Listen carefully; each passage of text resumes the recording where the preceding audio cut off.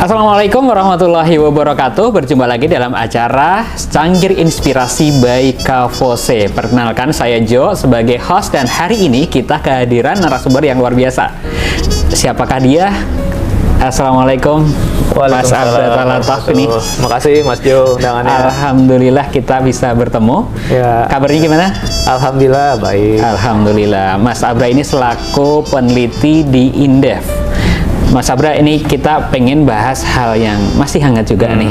Kita tahu beberapa hari ini kita mencari minyak aja sulit gitu. Mencari minyak sulit, kemudian harga beberapa pangan naik kayak gitu. Apalagi nih udah ada isu-isu nih, beberapa harga minyak dunia juga udah mulai tinggi kayak gitu. Mungkin boleh dijelaskan itu fenomena apa gitu Mas Abra?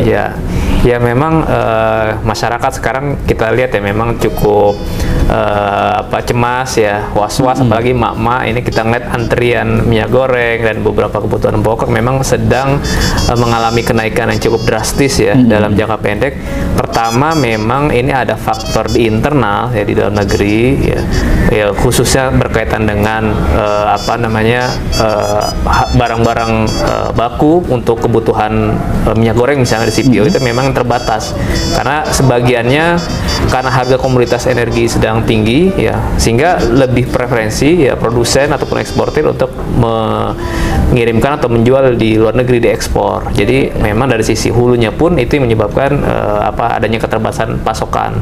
Nah, dari sisi eksternal ini juga ada hal yang cukup mendasar yang menyebabkan kenaikan harga-harga energi maupun harga kebutuhan pokok, yaitu terjadinya eskalasi perang Ukraina dan Rusia. Perang antara Ukraina dan Rusia yang sampai saat ini hari ini masih berlanjut, dan ini sebetulnya secara logis memang akan menyulut ya kenaikan harga-harga energi. Kenapa? Karena kita tahu sekarang kan Rusia juga sudah di ban ataupun di blokade oleh negara-negara barat, negara maju.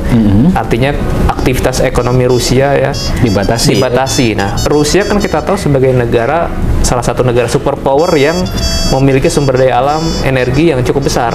Bahkan Eropa saja itu untuk kebutuhan energinya juga sangat bergantung dari Rusia, dari khususnya gas alam. Nah, ketika negara maju atau negara barat tadi memberikan sanksi ekonomi terhadap Rusia, itu secara langsung memicu terjadinya shortage atau kelangkaan dari sisi pasokan.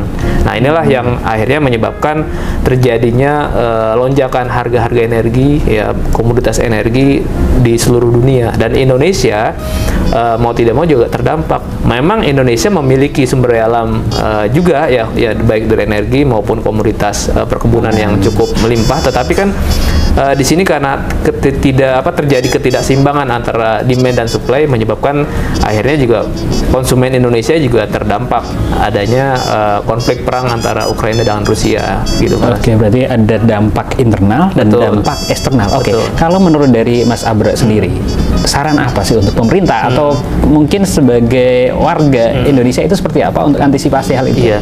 Jadi bukan hanya Indonesia, seluruh negara di dunia yang juga menghadapi masalah yang sama. Nah, perbedaannya kan negara-negara tadi apakah lebih sigap, lebih siap mengantisipasi ya sudah bisa membaca nih resiko terjadinya lonjakan harga bahkan sebelum konflik Ukraina Rusia itu pecah. Nah, sekarang karena sudah terjadi ya semua negara sekarang sedang menjalani mode survival. Jadi mereka pasti akan berusaha mencukupi kebutuhan, bahkan menambah stok. Jadi bukan hanya memenuhi, tapi menambah stok untuk kebutuhan energi dan pangan mereka. Nah, Indonesia juga pemerintah perlu juga mengantisipasi dengan bagaimana kita bisa menyiapkan ketahanan pangan kita, ketahanan energi kita baik dalam jangka pendek maupun jangka menengah. Nah, artinya apa? Artinya hasil produksi ataupun eksploitasi dari energi yang dilakukan di Indonesia, sumber daya alam kita juga seoptimal mungkin dimanfaatkan untuk kepentingan domestik. Makanya nih misalkan dalam contoh, Jangan sampai diekspor-ekspor jangan dulu semuanya diekspor karena terlalu terbuai atau terlena dengan harga internasional yang tinggi. Nah, makanya kan pemerintah sekarang, contoh misalnya dalam hal minyak goreng aja, pemerintah sudah mengeluarkan kebijakan DPO ataupun dan DMO, jadi mendorong produsen itu untuk memenuhi kebutuhan domestik lebih dulu diprioritaskan, baru nanti ekspor. Nah, itu juga salah satu bagian sebenarnya untuk bagaimana memenuhi kebutuhan dalam negeri. Nah, untuk komoditas-komoditas lain juga sebetulnya hampir sama. Batu bara pun begitu, ada kebijakan DMO. Nah, artinya pemerintah memang untuk sekarang ini harus memprioritaskan kepentingan nasional ya untuk menjaga stabilitas ekonomi di dalam negeri gitu, Mas. Tapi mungkin secara internal Indonesia sendiri itu sebenarnya ada sisi peluang nggak sih? Kita peluang untuk meningkatkan ketahanan pangan sendiri, ketahanan energi sendiri kayak gitu.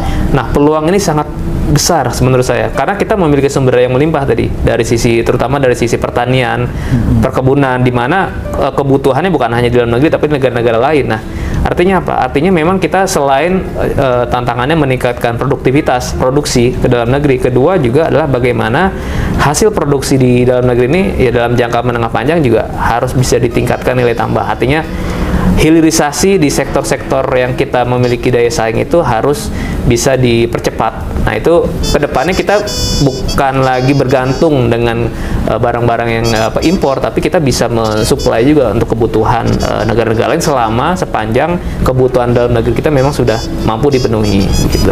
Oke, terima kasih Mas Abror. Itu sangat menarik sekali. Mungkin terakhirnya adalah apa sih pesan kepada masyarakat secara umum atas kondisi yang terjadi saat ini? Iya. Pesannya yang paling penting jangan panik. Nah, jangan panik ya. Ini kan memang kondisinya lagi agak mencemaskan. Ya, ini kan akan mudah sekali memicu kepanikan yang dalam hal ini misalnya panik buying ya. Masyarakat mungkin sudah punya ya kebutuhan pokok, sudah punya minyak goreng, tetapi merasa khawatir khawatir nanti sulit dapat, akhirnya mereka menyetok. Nah, itu kan akhirnya karena panik buying yang terjadi masif ini semakin mempersulit kita untuk bisa menjaga stabilitas ekonomi dan juga sosial gitu, Mas. Mungkin intinya sih jangan panik lah bagi masyarakatnya, terlebih-lebih bagi pemerintah. Kalau pemerintahnya panik atau stakeholdernya panik, bagaimana nanti bisa melakukan stabilisasi ke masyarakat gitu. Oke, terima kasih banyak Mas Abror. Sama-sama Mas. Kita pengennya nanti lain waktu kita baru temu lagi. Ya, kita akhiri acara kita di Cangkir Inspirasi by Kavose. Wassalamualaikum warahmatullahi wabarakatuh. Waalaikumsalam.